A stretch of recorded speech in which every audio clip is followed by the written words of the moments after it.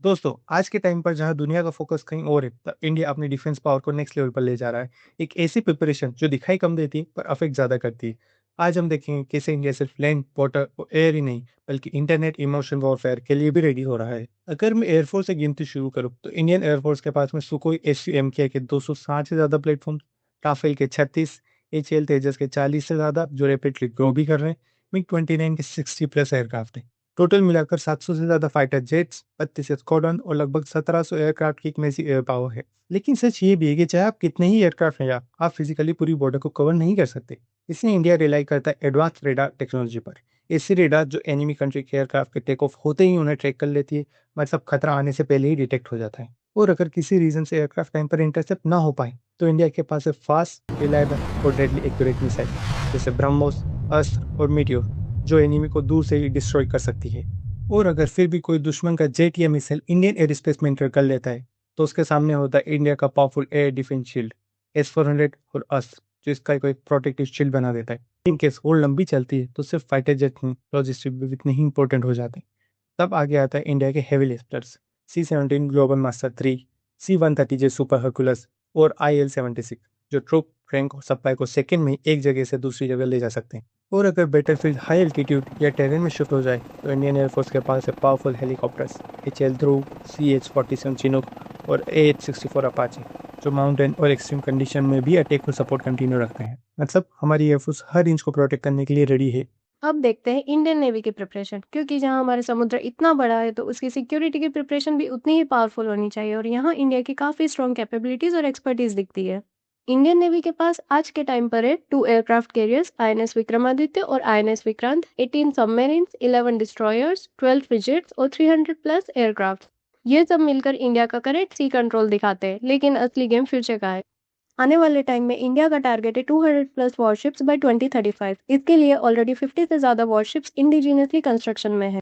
Submarine power भी steadily grow हो रही है। प्रोजेक्ट 75 और प्रोजेक्ट 75I जैसे प्रोग्राम्स के थ्रू इंडिया अपनी अंडर वाटर स्ट्रेंथ को नेक्स्ट लेवल पर ले जा रहा है।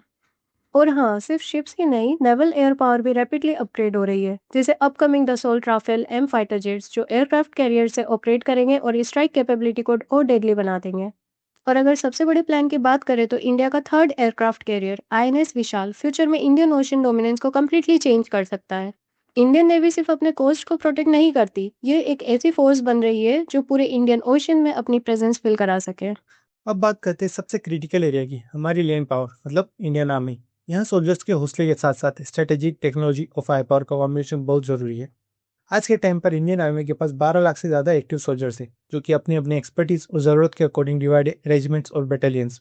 इन्फेंट्री बटालियंस की बात करें तो हमारे पास है राजपूत, सिख, गोरखा राइफल जैसी फेमस रेजिमेंट, जो डायरेक्ट फाइट और हाई एल्टीट्यूड वॉर के लिए हमेशा रेडी रहती। आर्मर्ड कॉर्प्स जो कि J-90 भीष्मा, अर्जुना AK-1 है, T-72 अजय जैसे टैंक्स चलाती है।